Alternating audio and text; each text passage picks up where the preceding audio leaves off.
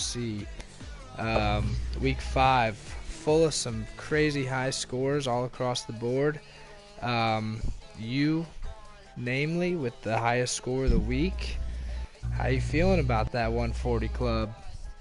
I'm feeling great. I'm a little sad that I couldn't get to that 146 mark, but beggars can't be choosers. I'll take the win any day, especially against Johnny, who got 126, the second highest score of the week, and I got the first highest score. I feel really bad for Johnny, but I mean, if you look at my scores, it was 3 big guys that kind of carried me to victory, with Aaron Jones 42.2, Michael Thomas 30.2, and then Will Fuller, who had 39.7. A crazy amount for a my backup wide receiver. I only played him because Kenny Golladay was on a bye, so that worked out perfect for me. Yeah, pretty good week. I mean, only the elite teams are going to get up to that 146 and above level, so you can't beat yourself up about that. I wasn't even sweating at all during this game, thinking you might beat my score. But yeah, I mean, you had a phenomenal week. I don't think anybody saw that coming out of Will Fuller. Deshaun Watson was just on the mark that game. Aaron Jones, pretty much the only guy on the Packers that was playing. I don't think anyone else had any business showing up. But 42 out of a running back is pretty obscene. But that's good, because you had some pretty dookie scores elsewhere on the team here. Yeah, like I said, I mean, 3 guys kind of took me to victory there. Those guys combined for almost 100, or probably more than 100. So, I mean, Great week for my team. I'm glad that I played Will Fuller. I was trying to trade Will Fuller prior to this week to Chewy. He said no. Then I tried to trade him to James. He said no. And then I tried to trade him to Chris, and he said no. So I'm actually glad they said no, and I'm going to probably keep Will Fuller for the weeks to come with other bye weeks, and to see if Odell will kind of get out of this funk. But yeah, just a great team effort. Well, not really a team effort, just a great individual effort for 3 guys. Chargers did not look good. Melvin Gordon, Eckler, and Phillip Rivers. So I don't know what's going to happen with that Chargers offense. But I mean, looking at Johnny's team, he did not do bad at all. I mean, 126, you're going to win 95% of the time putting up scores like that. Yeah, I mean, to put up triple digits alone and lose sucks, but to drop 126 and take an L, that's just brutal, man. Feel bad for the kid. He had a great week. If he just would have started DJ Shark instead of T.Y. Hilton, he would have taken that dub. I mean, hindsight's 2020, but yeah, that's a tough L. And I feel like it's kind of been a theme of this season, is just there's always seems to be at least one team a week that's putting up a great score like this and still taking the loss. It was me last week and Johnny this week. Yeah, I mean, he told me if T.Y. wasn't playing, he would be playing Shark. And to my benefit, T.Y. played, and he didn't do as well as Shark, so just a great team effort from Johnny. Like, all his players actually did well. It wasn't just one guy. You had A-Rob get two touchdowns for the Bears. I was watching that game. Those were 2 nice touchdowns, nicely thrown too. Julian Edelman had his highest score. Derrick Henry with a late second touchdown, or late quarter touchdown. I mean, just a team effort from Johnny. I'd be really happy if I was him and going into your matchup with him. Should be a good matchup.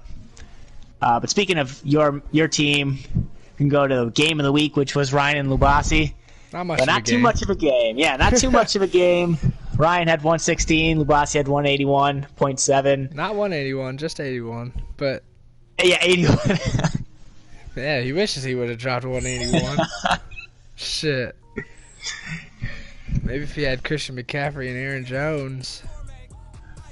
But yeah, Christian McCaffrey, not as much as Aaron Jones, so he wasn't the best running back, but a pretty solid 41.7.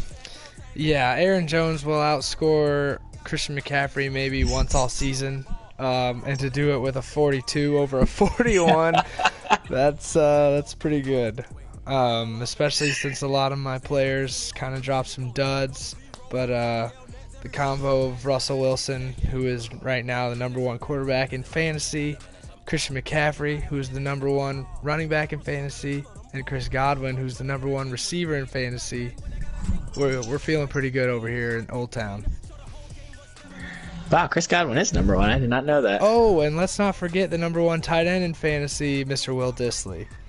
With all those number ones, you would think you had the highest point total for the year, but you're still trailing me by about 30, 40 points. Yeah, well, when you drop a 60-point game week 2, yeah, that's tough. I dropped triple digits every week except freaking when I had a -8 on defense and Christian McCaffrey had 3 points. So, yeah, we had one bad week, but got another negative on my defense spot here. And while I'm playing opposite of somebody who dropped over 40 points on defenses, who still refuses to drop any of them, really appreciate that. I mean, looking at Lubasi's team, I mean, he didn't have an awful week. I mean, 80s is all right, but I mean, a couple starts he should have made. Instead, Breida on the bench with 25, but his defense did well. Zeke had a good game. I mean, kind of the quarterback with a 4.1 in the quarterback, you're not going to really win too many with Phillip Rivers back there throwing 4.1 in fantasy football. So that was probably his downfall. Get a 20-pointer from Phillip, you're high 90s, still wouldn't have won, but you're still kind of a respectable score, more so than what he had. Yeah, another dud from Mr. Stephon Diggs. Nobody's shocked. I think it's kind of going to be the laughing stock of every week to see whether Stephon Diggs drops more than 5 points, which I think 80% of the time it'll be no. I think he's holding on to him. I mean, I wouldn't drop him, but I think he's hoping that he gets traded to a better team, which if he does, maybe Diggs will have some more fantasy value, and he still could pick it up, but I think that's what Lubasi's kind of hoping for. I mean, that's what I would be hoping for if I was Lubasi. Well, if I had Diggs. I do not think that's going to happen, at least this season. But yeah, that'd be an interesting thing to follow. After that interview that he gave last weekend after the game, it doesn't sound like he wants to be traded. But you never know. You never know. And then Marquez, 1.8 because Aaron Jones was being a ball hog, but that's cool. And then a 4 from Phillip Rivers. Dude's getting old. Chargers just suck cock that whole game. Yeah, they did not look good at any facet of the game. Yeah, rough week for Lubasi. I told him he was going to have to put up more than 98 points that he did last week, and he didn't. So, sorry about your luck, but nobody's sleep on your team. Yeah, and I want to mention that Lubasi actually does have the number 1 defense and the number 2 defense. Unfortunately for him, he can't play one of those defenses in the flex. But he does surprisingly have the top 2 defenses in the league. Well, he might want to use that as a trade piece. He might, yeah. I've tried to get them off of him, and he's just being stubborn. So, I'm just going to continue to let him lose. All right, so that was the game of the week. Luke Bryan kind of pulled away quickly. So let's go to Jimmy and James's game. Not too bad of a game for James. Jimmy just did a lot better, 106. I know we were talking about Jimmy's team on the last podcast, how he's been winning with low scoring. Throwing a 106 kind of shut us up there with a pretty good week from all the starters. Yeah, a solid week from Jimmy. Had a big week from Kyler Murray and Sony Michel, who both have kind of not really been playing up to expectations this year. Kyler Murray's been pretty decent, and Sony Michel's been kind of disappointing, so I'm sure Jimmy's happy to see him with the 18 and Kyler getting those rushing yards and that rushing touchdown. You love to see that out of your quarterback. Yeah, but his tight end tandem with Travis Kelce and Zach Ertz, I think he might need to start trying to shop one and trying to get a better flex option, just because those two just aren't going the way you kind of expect a top 4-round draft pick to go. Yeah, and I heard through the grapevine that there's a lot of interest coming in for Travis Kelce that maybe he should explore. So if he wants to try and get some pieces for that. But tough week from James over here.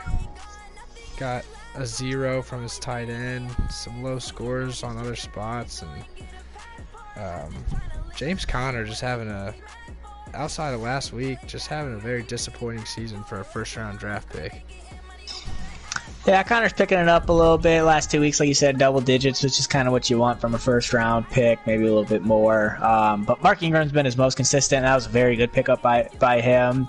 And like you said, tight end, Greg Olsen put up a 0. Maybe that's one of the grapevines that you heard that's looking for a tight end because he has Eric Ebron as his backup, and I think he sticks his hands in butter before the games because he drops so many passes. So he might be looking for a tight end. Yeah. Or someone else might be looking for a tight end, or maybe send in some offers. So just keep your eyes open, Jim. You never know. But yeah, James got Julio Jones. Like, he has been kind of he was a second-round pick this year, but he's been kind of this year. I think he's going to start picking it up. I think if you listen to the last podcast, James was one of the teams that I said to kind of look out for. And I think that's just with Julio Jones. Kind of starts with Julio Jones. If he can bring up those numbers, I think James has a pretty lethal team here. I don't know if I would go that far to say lethal team, but I think he's got a decent team if that happens. I think Brandon Cooks went down with a possible injury. Sterling Shepard down there on the bench is not playing. Emmanuel Sanders just hasn't been putting up Emmanuel Sanders numbers too much this season.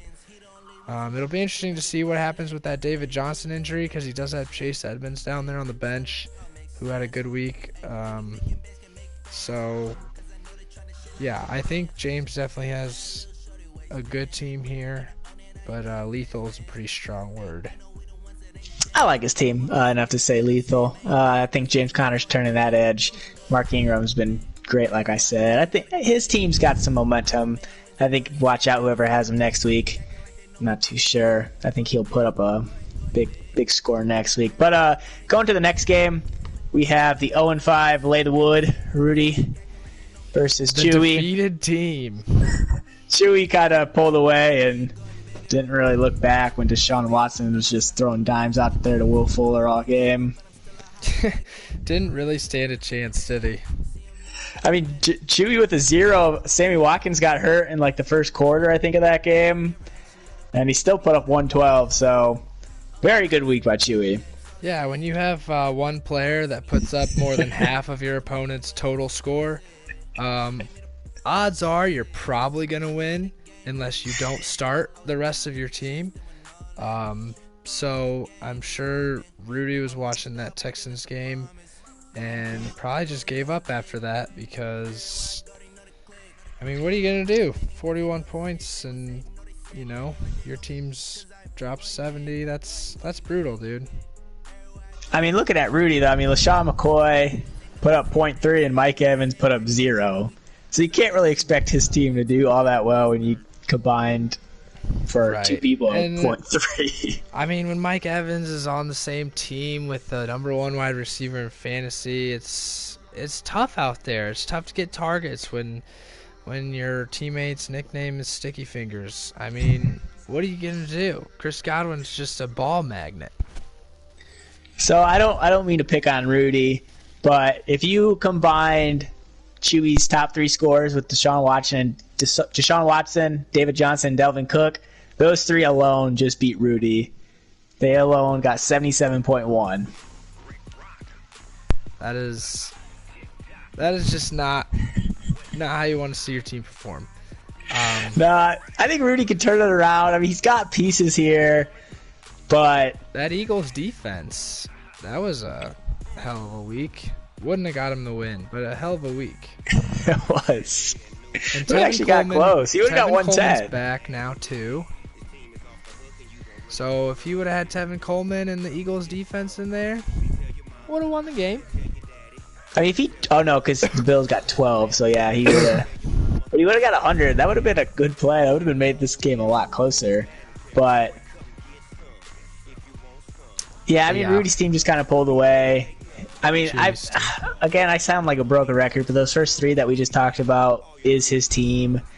if Dalvin Cook or David Johnson don't do much, I think Chewy's team is pretty easy to beat. Well, but like I said, David Johnson went down with an injury this week, so it will be interesting to see how that plays out. I almost, you don't want to wish injuries on people, but I kind of wish it was Dalvin Cook instead, because I have probably the most valuable handcuff in the league with that guy. But yeah, just Rudy's had a tough road here. We just kind of talked about the other day when he's going to get his first win. I'm just not sure that it's going to happen within the next couple weeks, but maybe if he gets out there and gets aggressive on that trade line, who knows? He could definitely turn it around. Yeah, I mean, a team with Patrick Mahomes, you think has a chance in any game because he can put up a 40 just as easily as the people who put up 40s this year.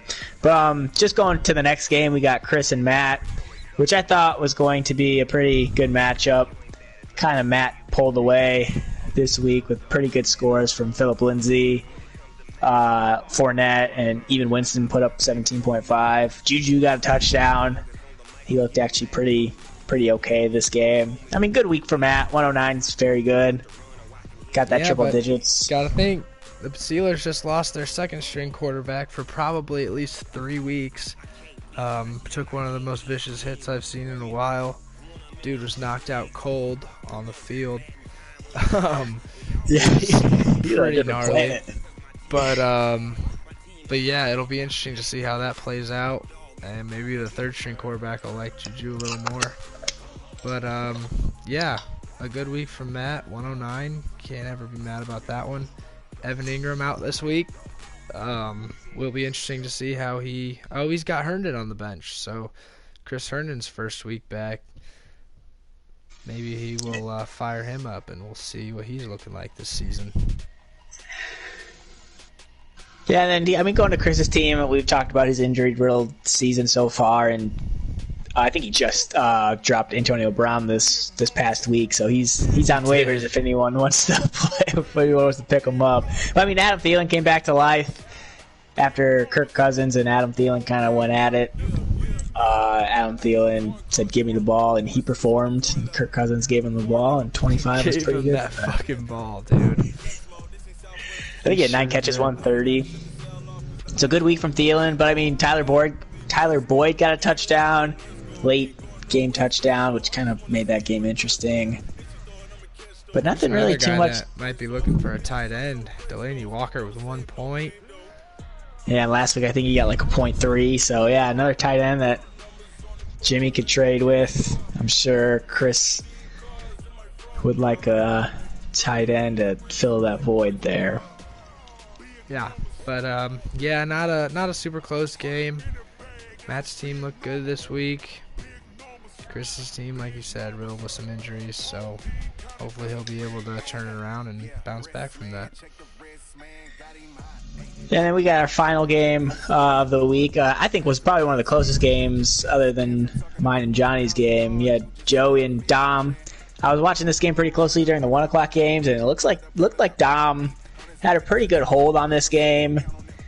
But then Matt Ryan just kind of went off when they were trailing the whole game, but he just kind of kept throwing touchdowns with Deshaun Watson. And Amari Cooper in that 4 o'clock game, when Dak got comfortable, he started slinging it. That's when he started pulling away. It was that Amari Cooper. He was slaying. Even with Wayne Gallman going down in like early part of the game with that concussion. Yep. He was still able to pull out that win. Nick Chubb, modest week. Jared Cook had a pretty good week. Le'Veon Bell has not been great this year. I think that's gotta go with the team not being that great, or the quarterback being out. Yeah, it'll be interesting to see how he plays with Sam Darnold coming back. Yeah, Sam Darnold. There you go. I don't think he'll be that much better, but I mean, he's gonna see the thing with Le'Veon Bell. He's gonna get touches, and you always like touches. But sometimes you just gotta perform with those touches. I think Le'Veon Bell still is gonna have to wake up. I think if you guys listened to the podcast last time, this is my sleeper team, Joey's team. I like the team. I like Nick Chubb. I think Le'Veon Bell will wake up. Amari Cooper has been just phenomenal. Robert Woods, depending on how Brandon Cooks plays. I think Joey's team's going to surprise a couple people. He had a good week this week, 104. I mean, not the best out of the groups we've looked at, but he won and still got that triple digits. Yeah, and I mean, for Dom, I think he really just needs Alvin Kamara to step it up. Carson Wentz had a rough week, but Kamara just has not been performing that well. Yeah, not for a third pick. Kind of expect a little bit more. Maybe that's Drew Brees. I mean, Teddy Bridgewater looked phenomenal last game. He sure throwing did. The ball. Maybe it's got to do with Drew Brees. Maybe not. I mean, Drew Brees should be coming back here in the next couple weeks, I think. He had a six-week return probability, and I think he's on like his third week, I think. So he should be coming back in the next couple weeks. Maybe that's what Alvin Kamara needs. Who knows? Yep, you never know. He should be coming back within the next few weeks, so it will be interesting to see how that goes. Alright, so done with the recaps. Let's see. Let's look to next week, and you can talk about our game of the week for week 6. Alright, so we picked, let me get my internet going here. This week we picked Matt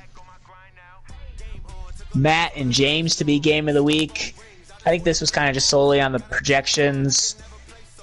94.3 against 94.7 at the moment, with James getting that 0.4 edge. I mean, 2 and 3 division rivals, kind of looking to get that step up.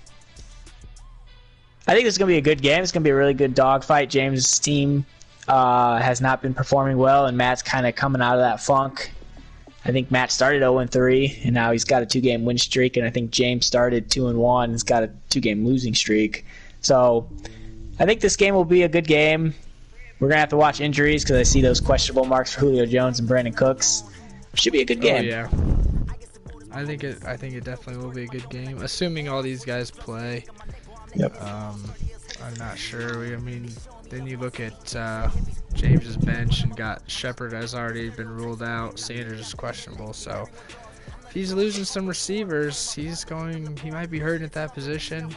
But if everyone can stay healthy and suit up this weekend, looks like it's going to be probably our closest game. Yeah, and I mean, like I said, division rival, so this is a big division game. Winner of this probably has a lot of, I wouldn't say room, because I think a lot of your division is 2 and 3, but they have a very better opportunity to kind of pull away and catch Jimmy. Yeah. Definitely looking forward to seeing this one play out. And best of luck to both of these guys. All right, so going to the next game, we can just go to me and Lubasi's game. Right now I have Darren Waller still in there. He has a bye. I got a couple pickups that I'm hoping to get, I think, tomorrow that people drop that I'm trying to get a tight end. So I will have a tight end. I will put a tight end. I'm not going to pull a Johnny Peppers and sleep till about 5 p.m.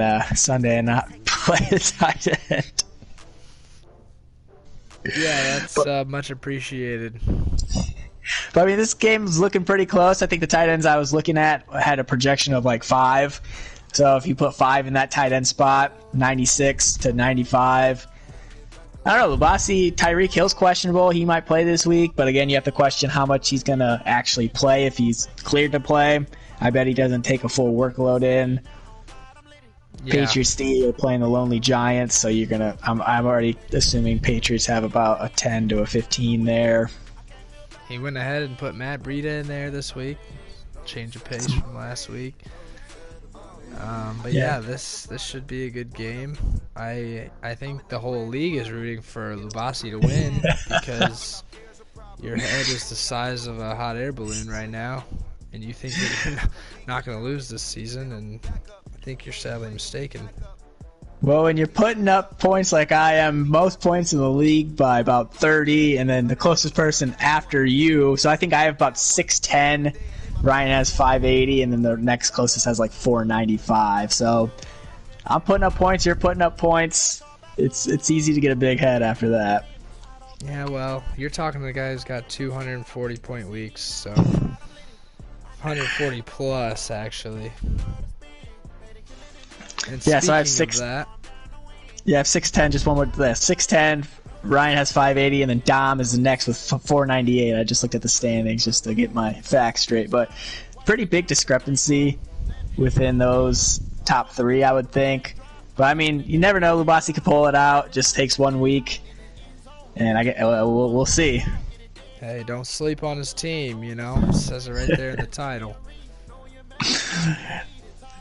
But yeah, let's move to the second highest scoring team in the league, the Old Town Toads, facing off against Team Johnny Peppers. If you remember the podcast from a couple days ago, he's kind of the guy I think is going to turn his season around and possibly sneak into those playoffs. However, I definitely don't think it's going to start this week. I think he's going to take one more loss, drop to 2-4, and then start to do well. Yeah, I mean, a 107 projected total for you, that's one of the highest I think we've seen. I think we've seen a couple of hundreds, but that's a pretty big projection. It'll be interesting to see how that plays out. You got 220 projections with Russell and Christian, which probably will happen. Two big questionables, though, on the squad. The number one running back and number one receiver in fantasy, both with that Q tag. I'm a little nervous. He's got 2 Q tags too with Todd Gurley and Julian Edelman, so it'll be an interesting game. Look at these injuries, get those injury reports out. I think they come out 45 minutes prior to game time, but we usually know before that, depending on your guy. But this should be a good game. Ryan's gonna try to go 4-2, try to catch Jimmy.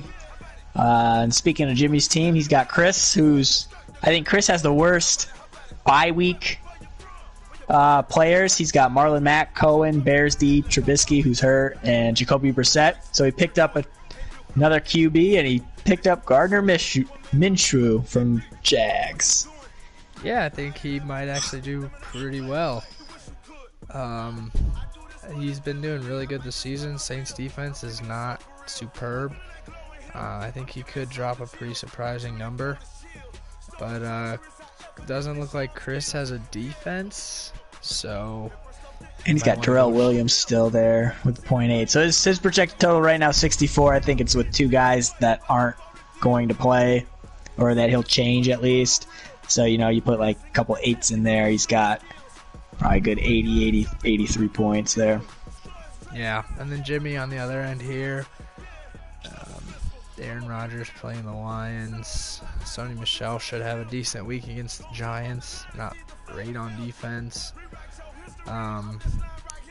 So if I had to make a guess, like you said, Chris has a pretty rough bye week this week. I'd probably say Jimmy's probably going to run away with this one.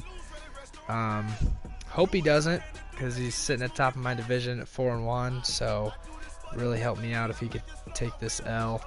But I just don't see it happening. Yeah, that Packers-Detroit game is going to be a pretty good game. With, Detroit's been the surprise team this year. They're undefeated. They had shouldn't have tied with Arizona week 1, but they did. But that should be a good game, be a good division game. It'll be interesting to see who wins that game. But going on to the next game, which is Joey and Rudy. Rudy's going to try to find his first win against Joey. He's got 2 empty spots, but Joey's team is looking pretty strong with a 98 projected total. Yeah, his team looks good this week. Rudy's team does not look great this week. This is another one I feel like Joey's probably going to run away with this one. Like I said on the other podcast, I don't think Rudy's going to get his first win probably for at least another few weeks. He's got a pretty tough schedule. Like you said, Joey's team looks pretty good right now. But also some questionable tags. So, again, we'll have to monitor those injuries to see. Maybe don't make your picks until, I guess we have to make our picks before the game tomorrow. But hopefully they'll have some of these injury things sorted out before we all have to make our game decisions. And you got to think with Rudy's team, you got to think when AJ Green's going to come back, because right now it doesn't look like he's coming back this week. And you got to think, like, will they even play him this year because of how the Bengals are so bad? Maybe just give him a year off and make sure he's ready next year. I mean, those are kind of questions Rudy's going to have to figure out and see what he wants to do with AJ Green. Right. And he's hanging on to David Njoku, who is on IR. Not sure why. Don't know if he's waiting for him to come back or what. But like I said earlier, he did get Tevin Coleman back, who's been injured for a while, I think since week 1. So maybe he'll light things up.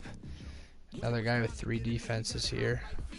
Wouldn't mind maybe getting one of those off your hands, but yeah, I think Joey's probably gonna handle this one pretty easily. Yeah, I'd have to agree with that. Next game, we got Dom and Chewy, which is pretty good matchup on paper. Dom's projected 100, Chewy with 90 or 89.4. But Chewy still has Sammy Watkins, who has a projection of 0 right now. So put another guy in there who has like 8 or 9. Projections are really close. Oh yeah. Dom's looking, like you said earlier, for that Alvin Kamara breakout game. And he might get it against the Jacksonville, whoever they played last year got ran all over. So Kamara has a good chance for that Jags D to give up some running room. Yeah. Dom's team looks pretty good this year. Chewy's team, outside of those top 3 guys, if David Johnson doesn't play, I see Chewy having a very tough time pulling this one out. I agree with that. But you never know. We'll see what he does to combat that. If he does lose David Johnson, because he's also got Montgomery down here on a bye. So we'll just have to see who he fires up there if they don't play. And then Sammy Watkins, I think, is more leaning towards the doubtful side, more so than the probable side. So he's probably going to have to replace him too. He does have quite a few buys on the bench. So I don't know. This might not be as close as we think, but it'll definitely, I think, come down to whether these guys are going to suit up. Yeah, and McCaffrey was the running back who just ran over the Jags D, got 41. So Kamara is looking to repeat that, and I think he can. So he won't. Might be a breakout game for Kamara. We'll see how that goes. But yeah, I'm picking Dom. But injuries are a big question for this game, just like pretty much every other game. But we're going to the last game of the year, or not year, the last game of the week, which is Matt and we already talked about Matt and James. That was the game of the week, so we're good on that. So we could maybe go to the mini game. Yeah, let's just check these mini game scores. So we did have another perfect. Chris Mihal with a perfect score this week, which is our second of the year. You remember Joey had it week 3. And Chris pulled himself second in the race for the top spot. Joey has 17 and Chris has 16. So that was a big week for Chris with the 5-spotter.